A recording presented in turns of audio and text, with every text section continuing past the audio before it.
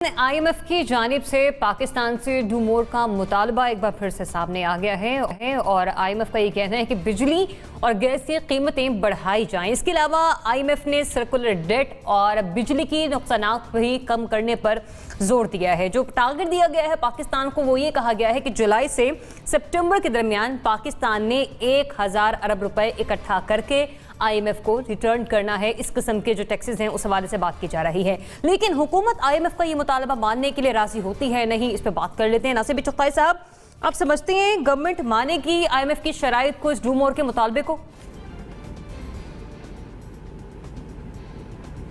देखिए, गवर्नमेंट ने मुआहदा किया हुआ IMF से, IMF की शराइत के ऊपर, और वो जब भी IMF शर्त लगाती है तो वो इस मुफाद उसके अपने मुफाद में होती है कि ये इतना टैक्स लगा दें कि मेरा कर्जा वापस कर सकें। वो गारंटी लेती है इस बात की कि आप कर्जा वापस करने के लिए इक़दामात करेंगे।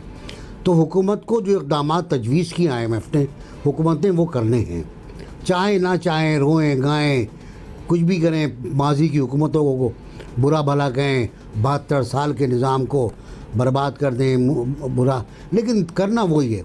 IMF के पास आप गए थे, देर से गए ताख़िर से गए, ये एक अलग बहस है, लेकिन जब IMF आती है तो अपने साथ एक बंडल लाती है कंडीशंस का, शराइत का, कि जी आपके हाथ में ये हथकड़ी होगी। तो हथकड़ी हमने पहन ली हुई है, हमने पहन ली, मजबूरी है हमारी, और दुरुस्त पहनी हुई है हमने। अगर हम नहीं पहनते तो हमारा हाल बहुत बुरा होता। सही। मोना, एबीसी ने भी कहा कि गवर्नमेंट ने IMF से मुआहदा किया हुआ है। मैं एक पॉइंट यहाँ पे ऐड कर लूँ कि अगर मुआहदा IMF से है तो एक वादा आवाम से भी है। इस साल के बजट में किया गया कि दिसंबर 2020 तक अब बिजली और गैस की कीमतों में इजाफा नहीं किया जाएगा। तो बताइए, फिर मानेगी मुतालबा ये गवर्नमेंट? जी बिल्कुल ज़रियाब, आप बिल्कुल सही कह रहे हैं, आपने अच्छा रिमाइंड कराया है, और मैं उम्मीद करती हूँ और इंशाल्लाह, बस क्या मैं बोलूँ कि आपके वादे पे को वो ज़्यादा वफा करें और IMF के वादे को कम वफा किया जाए। लेकिन बात ये बिल्कुल दुरुस्त है, IMF अपने साथ एक शराइत का अंबार लेके आता है। IMF का साइकिल एक विशेष साइकिल है। इस दफ़ा IMF के साथ हम जिस डील में है वो उसमें शराइत और मुश्किल है और काफ़ी वीक ग्राउंड्स पे है पाकिस्तान। FATF की तलवार अलग हमारे सर पे लटक रही है। IMF इस दफ़ा बड़ा वेटेज दे रहा है, ये भी एक हैरत की बात है कि जी FATF ने आपको ये कहा है तो वो कहा है वगैरह वगैरह। मुझे लगता है ये वाकई इनको करना पड़ेगा। अगर ये इस्लाहात नहीं करते हैं तो इनको इसी तरह से टैक्स कलेक्ट करना पड़ेगा, यानी कि इनडायरेक्ट टैक्सेस का इन्हिसार करना पड़ेगा।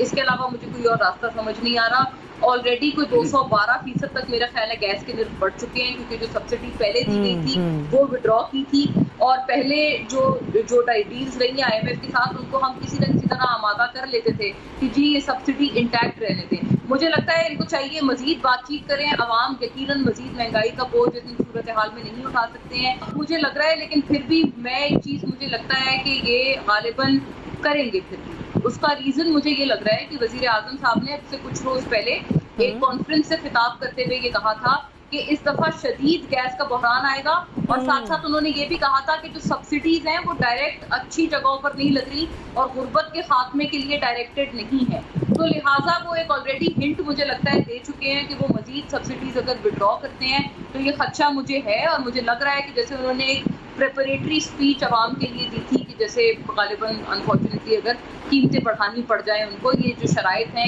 इससे हुकूमत बखूबी वाकिफ़ है, इकोनॉमिक टीम को भी बखूबी पता है कि ये शराइत हैं IMF की तरफ से जिनको वो बहुत हार्ड प्रेस कर रहे हैं पाकिस्तान पर। जनरल साहब, मोना कह रही है प्राइम मिनिस्टर ऑटोमेटिकली एक इंदिया दे चुके हैं अवाम को, वो प्रैक्टिकली भी ऐसा ही करेंगे, मान लेंगे मुतालबा IMF का? देखिए ज़रियाब, ये गलती वहां से हुई या होती है जब हम IMF के पास जाते हैं। कर्जा वैसे भी बुरी चीज है, लेकिन IMF का कर्जा तो बहुत ही बुरी चीज है, क्योंकि वो किसी भी मुल्क की इकोनॉमी को ठीक करने के लिए नहीं देते, वो आपको बर्बाद करने के लिए देते हैं। उनके 3-4 मुतालबे होते हैं। वो ये कहते हैं कि जनाब अपने जो एसेट्स हैं वो बेचें, यानी प्राइवेटाइजेशन को तेज करें। वो कहते हैं कि आप अपने बिजली और गैस वगैरह की चीजों इनकी कीमतें बढ़ाएं। जब आप इनकी कीमत बढ़ाते हैं तो आपकी कॉस्ट ऑफ प्रोडक्शन फैक्ट्रीज में बढ़ जाती है, जिसकी वजह से आपकी एक्सपोर्ट्स बैठ जाती है, क्योंकि इंटरनेशनल मार्केट में आप कंपेटेबल नहीं रहते। फिर वो आपको कहते हैं अपना डिस्काउंट रेट बढ़ा दें।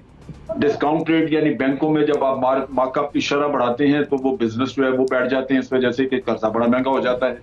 आपने देखा हमारा डबल डिजिट्स में और बड़े ज्यादा रेट्स थे। اور اس کے ساتھ ساتھ پھر آپ کو ٹیکس ریفارم کے نام پہ وہ کہتے ہیں ایڈیشنل ٹیکس لگائیں.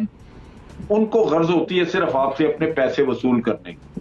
اس سے یہ غرض نہیں ہوتی ان کی کہ یہ قرضہ جو دیا ہے اس سے کوئی ان کی فلاح و بہبود کا کام ہوگا, وہ تو ہوتا نہیں. تو آپ کی جب ایکسپورٹ بھی نہیں بڑھے گی, کاروبار بھی آپ کا ایکسپینڈ نہیں ہوگا کیونکہ آپ کے مارک اپ ریٹ وغیرہ اس طرح کے ہیں, تو پھر لے دے کے آپ لوگوں کی جیبوں سے نکالیں گے, اس کے علاوہ تو حل ہی کوئی نہیں.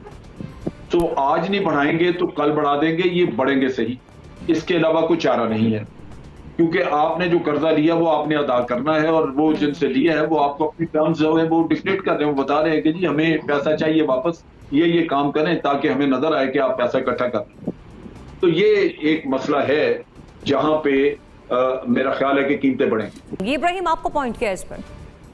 دیکھیں, جب یہ حکومت آئی تو اس حکومت کا یہ موقف تھا کہ انہیں بہت برے حالات میں معیشت ملی اور انہوں نے کہا کہ قرضوں کا بوجھ بھی بہت زیادہ ہے اور ہمیں اصلاحات لے کے آنی ہیں.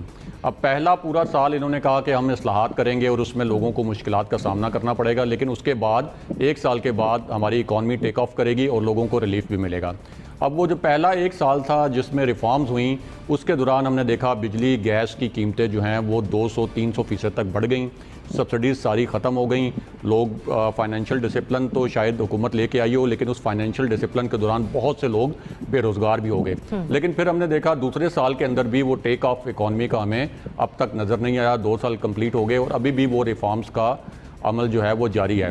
اب حکومت جو آپ کو میکرو جو انڈیکیٹر دکھاتی ہے, مثال کے طور پر کہ آپ کا کرنٹ اکاؤنٹ ڈیفیسٹ جو ہے وہ بڑے اچھے طریقے سے مینیج ہو گیا ہے, آپ کی ایکسپورٹس بڑھ گئی ہیں, آپ کا زر مبادلہ جو ہے وہ ریکارڈ اب بن رہے ہیں جو پاکستان میں آ رہا ہے, لیکن عوام دیکھتے ہیں کہ ان کو گراؤنڈ پہ کیا مل رہا ہے, یعنی مائکرو لیول پہ کچھ نہیں ہو رہا. مائکرو لیول پہ یہ جو بڑے فگر ہمیں بڑے اچھے نظر آتے ہیں, اصل تو مسئلہ یہ ہے کہ عوام کو ان کا کیا فائدہ ہو رہا ہے. اب 2 سال آپ کے ریفارمز پہ گزر گئے لیکن عوام کو گراؤنڈ کے اوپر جو ہے وہ ریلیف نہیں مل رہا.